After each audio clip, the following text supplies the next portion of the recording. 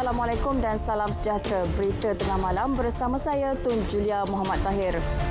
Ketua Pengarah Kesihatan Datuk Dr. Nur Hisham Abdullah mempertahankan tindakan pihak berkuasa menahan pendatang asing tanpa izin parti dalam usaha membendung penularan wabak COVID-19. Tegas beliau, kerajaan juga melayan warga asing secara adil semasa menjalankan ujian saringan COVID-19 di bawah Perintah Kawalan Pergerakan Diperketat PKPD. Sambil menafikan dakwaan kononnya berlaku diskriminasi terhadap pendatang asing tanpa izin, beliau memberi contoh ujian percuma COVID-19 yang disediakan kerajaan selain bantuan bekalan makanan dan hospital sementara yang dibina di Maeb, Serdang untuk parti. Done, and we have been fair. There's no discrimination when we do the EMCO or TMCO or the SMCO, because when we come down to that area, whoever you are, local, foreign, legal, illegal, all that will be tested. Then the illegal will be managed by the immigration department. So they will be put in the detention center, and the most important is to make sure they are negative and deport them as soon as possible. Bagi warga asing yang mempunyai dokumen, apabila diuji negatif, mereka akan dilepaskan seperti mana layanan yang diberikan kepada rakyat Malaysia selepas Perintah Kawalan Pergerakan Diperketat ditarik balik. Mengulas isu sama, Menteri di Jabatan Perdana Menteri Hal Ehwal Agama, Datuk Dr. Zulkifli Mohamed Al-Bakri berkata, laporan tidak tepat oleh Al Jazeera berkaitan pengurusan parti di negara ini tidak akan berlaku jika wartawan stesen berita itu membuat penyelidikan sebelum menerbitkan laporan tersebut. Oleh kerana itu, saya bukan sahaja nasihat kepada Al Jazeera, tapi saya nasihatkan kepada seluruh pengamal-pengamal berita supaya sama-sama kita menjaga etika dan kita sama-sama melaporkan dengan sebaiknya, dan biarlah berita yang kita laporkan dalam bentuk diterima dengan rasa tenang jiwa dan bukan dengan rasa susah gendah gulana ataupun membawa pada persepsi yang tidak baik.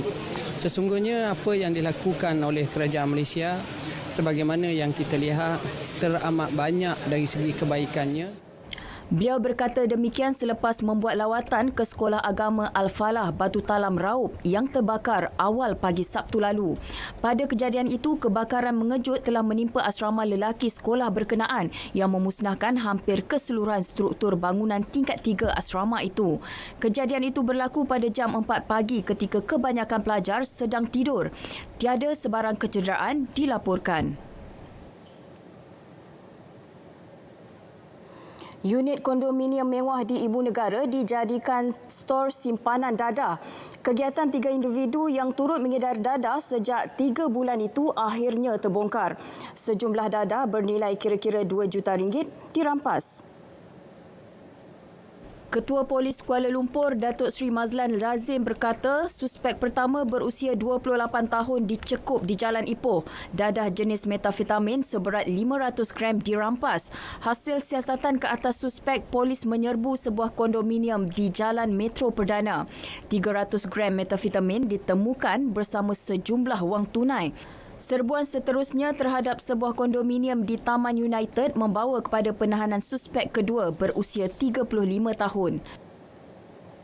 Dan dalam kita buat pemeriksaan di dalam bangunan tersebut ataupun di dalam kondo berkenaan, pihak kita telah menjumpai dadah yang disyaki metafetamin anggaran berat 30,650 gram, heroin anggaran berat 2,900 gram dan pil elemen 5 anggaran berat 14,450 gram iaitu 50,000 biji, dan turut dirampas adalah sebuah kereta Proton Saga BLM yang mana bersama itu adalah wang tunai berjumlah RM9,500.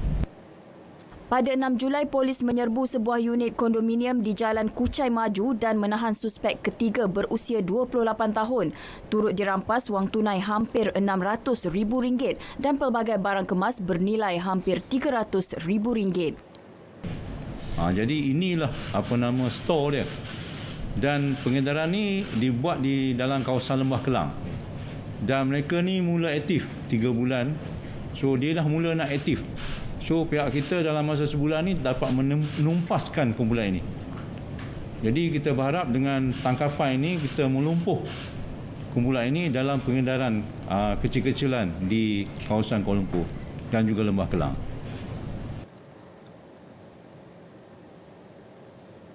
Kerugian hampir RM50,000 itu nilai yang terpaksa ditanggung Tenaga Nasional Berhad TNB angkara perbuatan sindiket perlombongan mata wang Bitcoin yang membuat sambungan elektrik secara haram tanpa meter.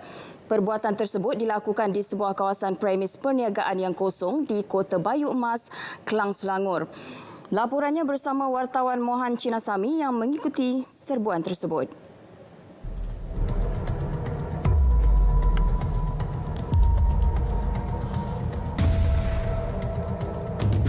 Selepas hampir sebulan telah dibuat pemantauan oleh pihak berkuasa seperti pihak berkuasa tempatan, Tenaga Nasional Berhad dan juga Suruhanjaya Tenaga telah mendapati bahawa di premis ini telah berlaku penyalahgunaan tenaga elektrik atau boleh dikenali sebagai curang. Mereka telah membuat bekalan elektrik sendiri atau dikatakan mencuri bekalan elektrik untuk kegunaan sendiri. Namun ia masih di dalam siasatan dan untuk pengetahuan dan juga pihak berkuasa tempatan telah menganggarkan kerugian hampir RM50,000 sebulan akibat kecurangan ini. Penggunaan tenaga elektrik yang tinggi setiap bulan memaksa sindiket berkenaan bertindak membuat penyambungan haram atau mencuri elektrik. Aktiviti perlombongan Bitcoin membabitkan penggunaan 40 rangkai komputer berkuasa tinggi atau server yang beroperasi 24 jam menyebabkan pihak terbabit mencuri bekalan elektrik bagi mengelak bayar bil yang tinggi setiap bulan. Kalau di bawah penggunaan elektrik dengan curang ini, Suruhanjaya akan menjalankan siasatan seterusnya berdasarkan kepada Akta Bekalan Elektrik 1990 di bawah Seksyen 37, di mana jika terdapatnya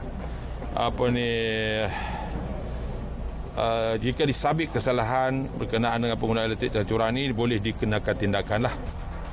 Dalam serbuan terhadap permis yang tidak beroperasi ini, pihak berkuasa tempatan iaitu Majlis Perbandaran Kelang MPK turut menyita selain merampas peralatan elektrik yang digunakan secara haram. MPK akan mengambil tindakan terhadap individu yang terlibat di bawah Undang-Undang Kecil 3, Perlesenan Trade, Perniagaan dan Perindustrian. Di pihak MPK juga akan membantu dari segi siasatan di mana kita akan kenal pasti pemilik bangunan atau pemilik harta dan maklumat itu akan kita kemukakan kepada pihak TNB dan Suruhanjaya Tenaga supaya mereka boleh mengambil legal action selepas ni. Sama ada kadang-kadang kita tengok mungkin pemilik premis yang buat, mungkin juga penyewa kepada pemilik premis ataupun mungkin penceroboh juga yang buat. Selain premis tersebut, 21 premis lain di kawasan Kelang disyaki terlibat dalam kes kecurian elektrik. Pada 3 Julai lalu, TNB Pahang pula kerugian RM3.2 juta akibat sindiket perlombongan mata wang Bitcoin di negeri tersebut. Mohan Chinasamy, Berita RTM.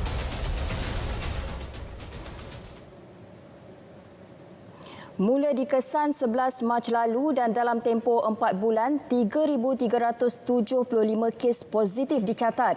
Kluster COVID-19 terbesar di negara iaitu Perhimpunan Sri Pertaling akhirnya diisytiharkan tamat hari ini selepas berjaya merekodkan sifar kes.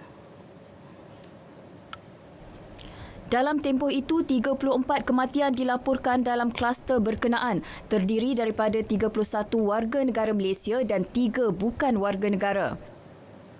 Kebanyakan kes positif kluster ini adalah tidak bergejala, iaitu 2,187 kes ataupun 64.8% daripada jumlah keseluruhan kes positif kluster ini. Seramai 87 pesakit telah dirawat di unit rawatan rapi. Daripada jumlah tersebut, 29 pesakit memerlukan bantuan pernafasan. Seramai 3,341 individu telah sembuh. Justru ini menjadikan kadar pesakit yang telah sembuh ialah 98.9%. Tiada kes aktif dalam kluster ini. 4 bulan telah berlalu sejak kluster ini mula dikesan dan hari ini tamatlah tempoh 28 hari sejak kes terakhir kluster ini dilaporkan, iaitu kes 8,367 pada 11 Jun 2020 yang lalu.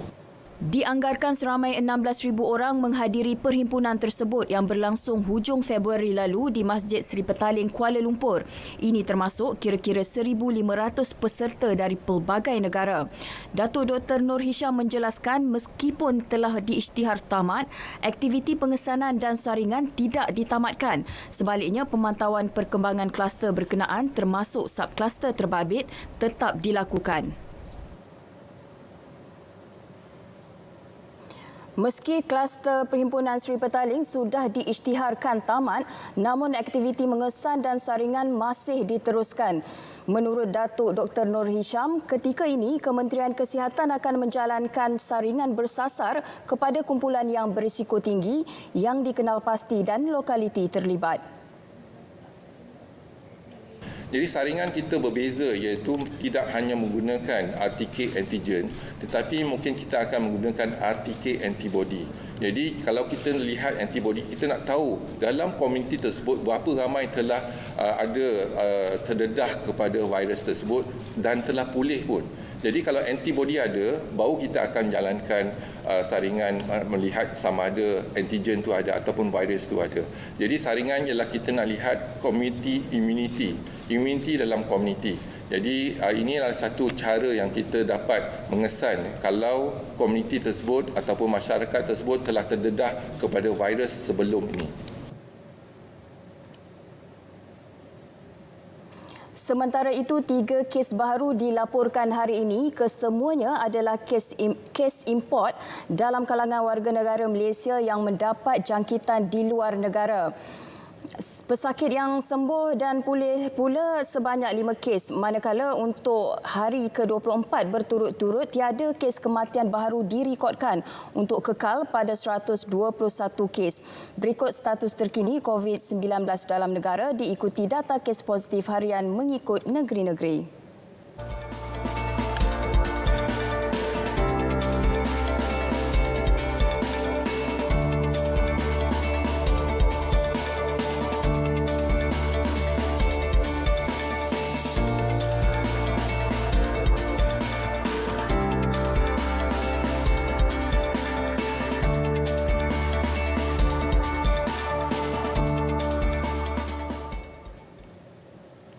Dalam perkembangan lain, kawalan sempadan perairan negara akan terus diperkasa berikutan kes COVID-19 di beberapa negara jiran dilihat meningkat. Negara jiran, peningkatan COVID itu meningkat. This is the challenge yang kita akan hadapi lah. Yang mana tugas kita di dalam benteng ni adalah menghalang kemasukan secara haram. Kita tak nak apabila negara-negara jiran ni dia punya kes dia tinggi, tiba-tiba dia masuk melalui laluan yang tidak sah ni. Selain APMM, Benteng membabitkan ATM, PDRM dan Agensi Keselamatan Sempadan Malaysia, AKSEM.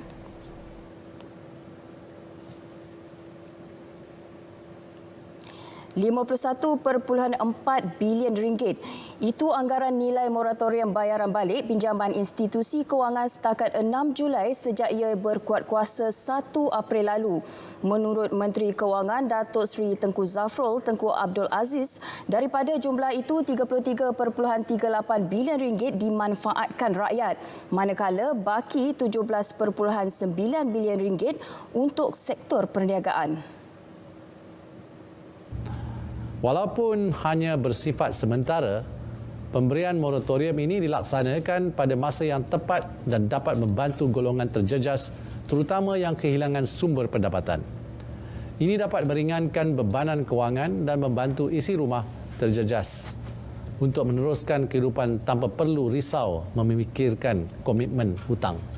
Mereka yang masih terjejas daripada segi keuangan diminta menghubungi terus institusi keuangan masing-masing atau agensi kaunseling dan pengurusan kredit bagi mendapatkan khidmat nasihat.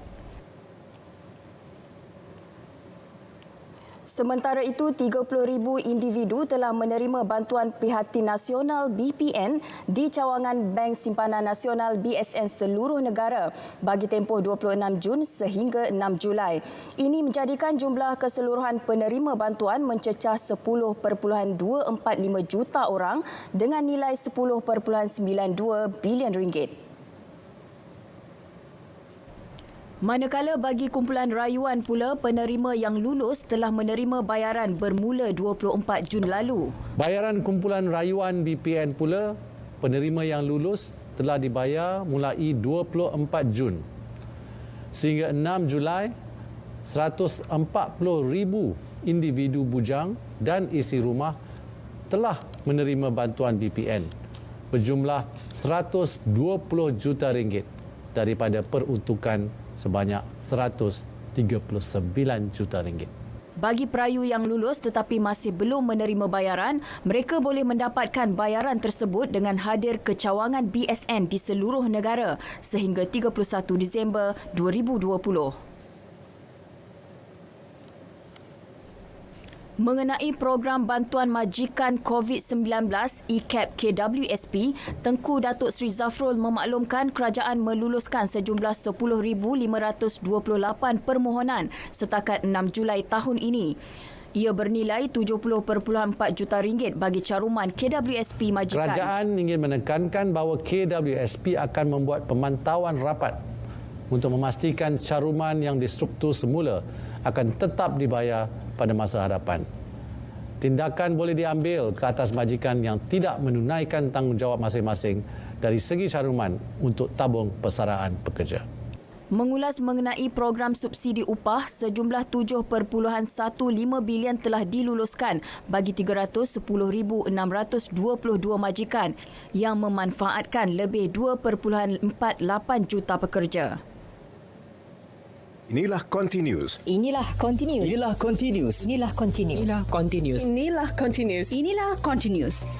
Berjalan lancar tanpa insiden yang boleh mengganggu ketenteraman awak. Pada tayara ke kembali. Continuous. Bergerak seiring masa. Continuous. Melangkaui generasi. Berganti teknologi. Continuous. Dari konti radio, kini ke paparan visual. Continuous. Toleikaci Ilung, Samuga Wudagan Galilu. Continuous. Bringing you the latest local news and foreign stories. Continuous. 预计我目前透过各种语言和方言 Continuous. Juru berkenaan Gemani Niramum, Gidemi Lamal. Continuous. Penyalur maklumat utama Malaysia. Inilah Continuous, berita radio anda. Inilah Continuous, berita radio anda. Continuous. Bertemu kembali. Kerajaan akan mengutamakan pembangunan generasi muda dalam semua aspek pembangunan termasuk pembangunan modal insan. Perdana Menteri Tan Sri Muhyiddin Yassin menegaskan pentadbirannya melihat golongan muda sebagai generasi yang menentukan kelangsungan pembangunan masa kini dan perlu dilibatkan dalam proses pembangunan dasar. Bagi kerajaan dalam nak merealisasikan hasrat tersebut, kompetensi utama yang harus dibangunkan dalam pelaksanaan program-program pembangunan belia termasuklah kemahiran kepimpinan, dan setiap belia harus memiliki ciri kepimpinan yang baik. Paling kurang belia harus juga mampu memimpin diri sendiri. Belia yang mampu memimpin diri sendiri bukan saja tidak terjerumus atau menjerumuskan diri dengan kegiatan yang tidak sihat, sebaliknya mereka akan menjadi rakyat yang patriotik dan mampu menyumbang khidmat bakti pada masyarakat menerusi budaya kemasyarakatan dan kesukarelaan yang tinggi. Beliau berucap pada program Fellow Perdana Anjuran Kementerian Belia dan Sukan di Putrajaya. Selain kemahiran kepimpinan, program pembangunan belia juga harus menekankan aspek soft skills yang diperlukan termasuk kemahiran pengurusan, berkomunikasi dan hubungan perseorangan. Perdana Menteri menekankan setiap kemahiran yang dipelajari perlu ditambah baik dan digarap semula mengikut acuan tersendiri dengan memberi nilai tambah mengikut bidang dan minat masing-masing. Beliau turut yakin semua peserta program Fellow Perdana akan mendapat pengalaman kepimpinan yang diperlukan untuk menjadi pemimpin dan individu yang berkaliber.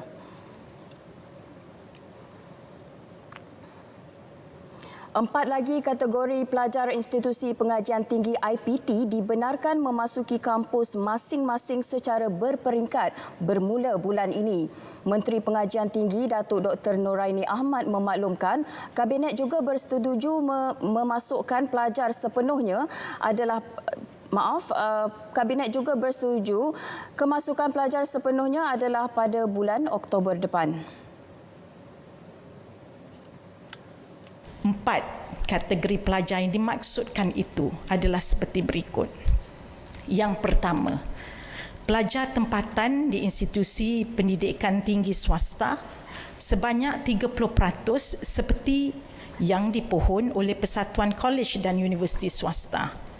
Kedua, pelajar tahun 1, tahun 2, tahun 3 dan tahun 4 Universiti Awam dalam bidang pengajian yang memerlukan latihan klinikal, latih tubi, praktikal, bengkel, makmal, studio atau peralatan khas, serta mereka yang perlu menduduki peperiksaan badan profesional. Pelajar tahun 1, 2, 3 dan 4 Universiti Awam yang tidak mempunyai akses internet atau persekitaran kondusif turut dibenarkan untuk memasuki kampus.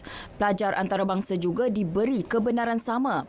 IPT diberi fleksibiliti dalam menentukan mod pembelajaran yang bersesuaian termasuk meneruskan pengajaran dan pembelajaran PDP secara dalam talian.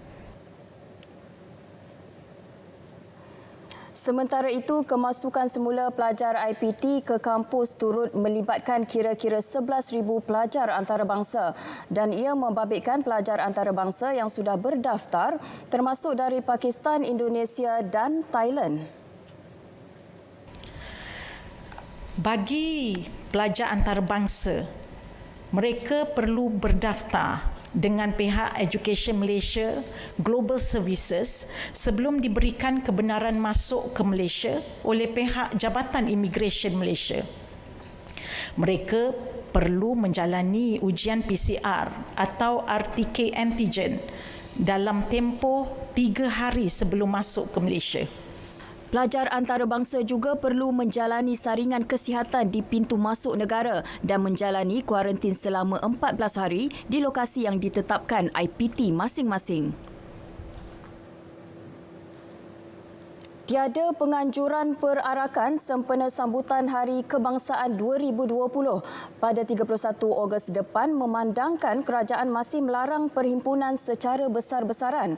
Menteri Kanan Keselamatan Datuk Seri Ismail Sabri Yaakob berkata, bagaimanapun acara-acara sampingan lain akan diteliti oleh Kementerian Komunikasi dan Multimedia KKMM sama ada akan dilaksanakan atau tidak.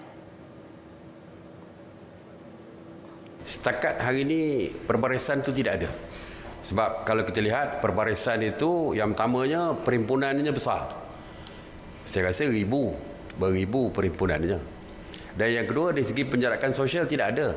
Sewaktu perbarisan bukan saja peserta perbarisan tetapi yang penonton yang hadir pun, yang dijemput hadir itu pun tidak ada penjarakan sosial. Datuk Seri Ismail Sabri memaklumkannya di Putrajaya. Tambah beliau, KKMM juga akan menggariskan prosedur operasi standard SOP untuk acara sampingan yang dibenarkan sebelum pengumuman mengenainya dibuat. Pengurusan sisa kumbahan yang cekap dan berkesan mampu menghasilkan tenaga baharu yang boleh dimanfaatkan negara. Selain mesra alam, ia berupaya menjadi sumber alternatif bagi kegunaan industri dengan kos yang berpatutan. Menurut Menteri Alam Sekitar dan Air Datuk Tuan Ibrahim Tuan Man, pengumpulan sisa dari sistem pembentungan mempunyai potensi besar sebagai tenaga yang diperbaharui dengan cabang pelbagai yang boleh dipelopori bersama. Yang jelasnya ialah cabaran besar dan kita telah lihat tadi bagaimana kalau sekiranya ia tidak diselia dengan baik, ada dua kemungkinan. Pertama sekali ialah sistem pembentungan kita yang akan tersumbat teruk. Yang kedua ialah pengurusan selepas diambil. Kita beri perhatian supaya FOG ini diurus dengan baik dan kita boleh jadikan sebagai biodiesel dan sebagainya. Jadi yang penting ialah usaha ke arah itu terus dilaksanakan.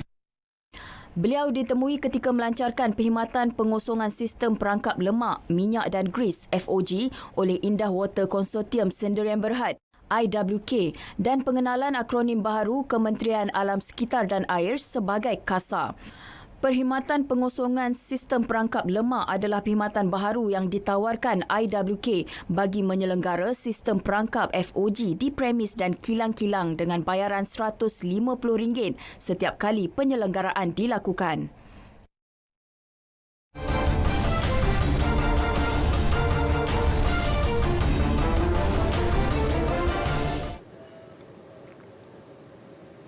Perkembangan sukan.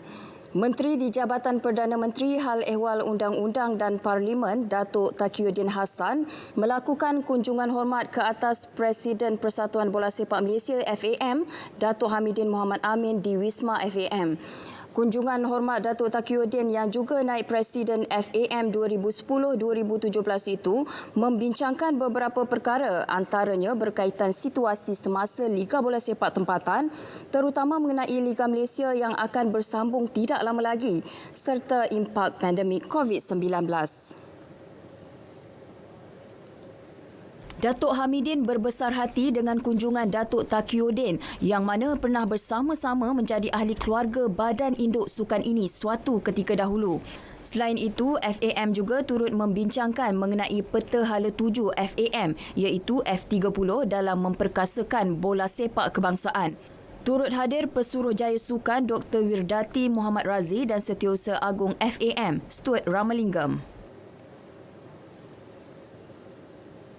Perkembangan bola sepak kebangsaan. Ketua Jurulatih skuad B19 negara Brad Maloney yakin Wan Ahmad Kuzri Wan Kamal mampu mencipta keserasian dengan mana-mana pemain sebaik bersama pasukan kelab.